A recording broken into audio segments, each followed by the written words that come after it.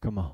Some of you sitting there saying, well, when I overcome this fear or when I overcome this, then I will. And God is sitting there saying, I need you to move in spite of fear. Come on. That's what it means to be courageous. Courageous and having courage doesn't mean that we move even when we know everything will work out. No, being courageous is sitting there saying, I will move and will maneuver and step out on faith and do the things that God has called me to do, even when I have some fear and anxiety on the inside of me. Come on. And dear brothers and sisters, Paul learned to maneuver and move even when you have fear, frustration, anxiety, and wishing people didn't know on the inside of you. Come on. We might not know what Paul's shortcoming was, or his thorn in his flesh, but it lets us know that no matter what you are dealing with, to still trust God. Come on. And the first thing that we see about grace is that grace will make you grow. Grace will make you grow. It says it's because of the extravagance of those revelations. And so I wouldn't get a big head. I was given the gift of a handicap to keep me in constant touch with my limitations. Come on. So Paul was a man of God, but Paul was given something by God that would make him better and not bitter. Woo. Let me say that again. Paul was given something that would make him better and not, come on, bitter. And sometimes as Christians and sometimes as men and women of God, we become bitter because we still are dealing with blank. Come on. We get bitter because we've had an issue of blood for 30 some odd years. Come on. We've been bitter because we sat at the pool of Bethesda at some 30 some odd years. We get bitter because we've been blind for since our birth. We get bitter instead of realizing that God is making us, come on, better. Dear brothers and sisters, I don't know what you're dealing with, but I do know that, watch this, you can become better even with the stuff that you're dealing with. Come on.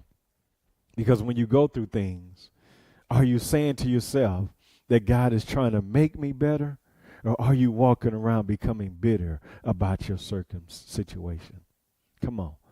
It didn't just happen to Paul, but it also happened to Job, where God gave them something to be successful as well as humble. You see, dear brothers and sisters, God wants you to be successful. He wants you to reach your goals. He wants you to reach your dreams, but he also wants you to remain humble. Come on. Come on. He also wants you to remain humble. So sometimes for many of us or some of us, he has to withhold certain things in order to keep us humble. Come on. Because y'all know it. You would get the big head. Come on. You would be overconfident. You would think it's all about you. And God is sitting there saying, no, I need to make sure you remain humble. Come on. And sometimes it's just part of the process. Come on. What you go through is just part of the process. There's a story of a young girl, and this young girl found a cocoon hanging from a limb. So she took it to her room at home, and she placed it in a jar, expecting one day to see a butterfly emerge. Come on. So one day she saw the butterfly within the cocoon trying to get out. So she had this epiphany. She saw it struggling and trying to push his way out of the tight opening. And in an effort to help the insect, she very carefully slit open the cocoon. After that, the butterfly was able to easily exit the cocoon. But a strange thing happened. Instead of spreading two beautiful wings, the butterfly had two withered, shriveled, useless wings. Why? Because watch this. God designed the butterfly and its cocoon so that the tight opening would strengthen, come on, and straighten its wings. And without the pressure of the tight opening, the butterfly was robbed of the beauty of his wings. And more importantly, he was robbed of the ability to fly into the sky. And dear brothers and sisters, what happens, come on, when sometimes you don't go through the process, when you don't go through the difficult situations of your lives, come on, you do not develop the strength to be the individual that God has called you to be. Come on, that's why sometimes you shouldn't avoid certain things. You should sit there and say, God, if you meant for me to go through it, I will go through it in order to become the Christian and better individual on the other side. Come on, we're not saying the process is comfortable. We're not saying the process will be all easy, but what we are saying and what I am saying is that the process will be worth it. Come on. Grace will make you grow. It will make you a stronger Christian, dear brothers and sisters. Come on. And watch this. Please understand. Paul tells us why he was able to soar above the heads of most other believers in his day. And he tells us that it was the pain and the suffering that he endured that gave him the power to be the man he is today. Come on. We sits there and says, go through the process. We sits there and says, dear brothers and sisters, I'm not saying the valley of the shadow of death will be great, but just know that God will be with you. Come on. In your dark days, God will be with you. In your trying tribulations, God will be with you. Your friends might not be there with you. Your mom, your dad, your brother, whoever it is might not be with you. But trust me, dear brothers and sisters, God will be with you. And his grace is sufficient. It's going to make you grow. It's going to make you walk with your heads up. It's going to make you sit there and say, God, I trust you. But not only will grace make you grow, grace will make you grateful. Woo! Come on. Grace will make you grateful. It says this, at first, I didn't think of it as a gift and begged God to remove it.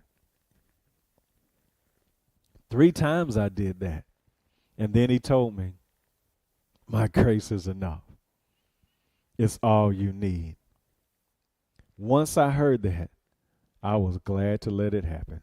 Come on. Come on. I was glad that it happened.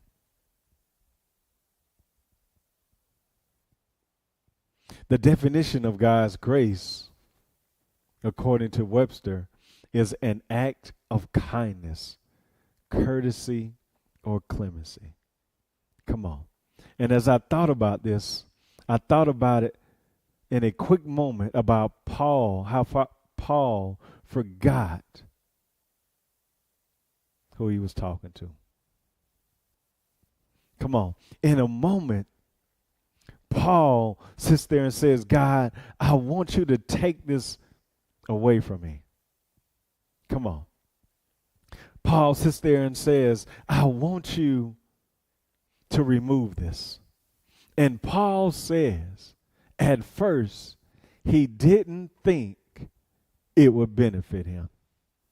Come on. But grace is sit there and says, it is an act of kindness, courtesy, or clemency. So at first, he didn't think it was a good thing. But then he realized this ain't that bad. Come on. Dear brothers and sisters, you ever fight going through traffic? You ever fight going through a long line to get your food? And watch this. Whether it's traffic, or your food. If you had sat there and said, I don't want to go this route, you might have missed out on something. Come on. I've sat there and avoided traffic. And by me trying to avoid traffic, it took me longer to get home than had I just stayed and waited on things to clear. Come on. And Paul sits there and says that, watch this, I realize that it was good for me and I am grateful that it happened. Come on. Dear brothers and sisters, many of us at first didn't think our job closing or was a good thing. Many of us didn't think that breakup was a good thing. Come on. Many of us didn't think that accident was a good thing. But watch this. When we look back at those things and see where God has brought us to, we realize that we are grateful that we went through it. Come on. At first, it didn't look good, but then we realized that all things work together for the good of those who are called according to his purpose. Paul says, I'm grateful now that I went through it. Come on. And how many of you can sit there and say, and look back over your life and sit there and say, God, I'm grateful. Woo. Come on. God, I am grateful that I went through the process. I am grateful that I went through these things. Come on. Grace is at the foundation of Christianity. Come on.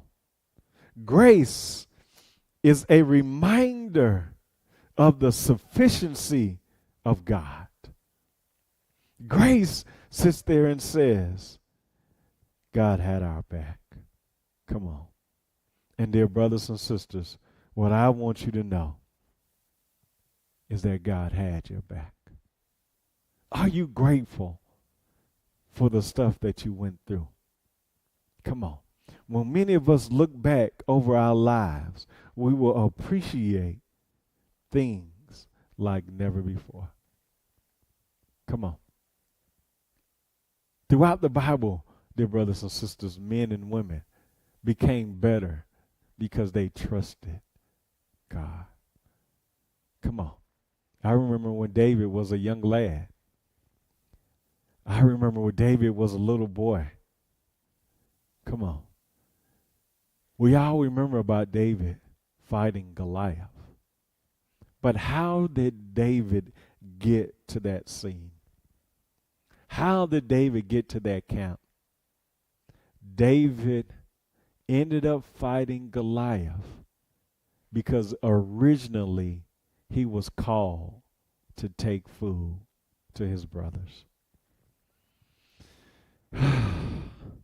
Let me say that again. David was originally called, according to Scripture, to take food to his brother. He wasn't originally called to fight Goliath. But God set things up and orchestrated for David so that he could be at the right place at the right time. Come on, dear brothers and sisters. You might not understand why you're at that job. You might not understand why you're driving that car. You might not understand why you're in that house. But dear brothers and sisters, trust God and know that he is orchestrating things and setting things up in alignment to set you up for something that you do not see right now. And be grateful after the fact if you're not going to be grateful in it. Woo. Come on. Some of you aren't grateful right now, but when God brings you out to the other side, I want you to make sure you at least then show God some gratitude. Show God some appreciation. Show God the fact that you love him. Come on. You probably can't show your gratefulness now, but when God brings you out, dear brothers and sisters, make sure you do like Paul and sit there and say, God, I appreciate you. God, I love you. God, I thank you. I didn't understand at that moment, but I understand it now, and I'm grateful of the fact that you brought me this far.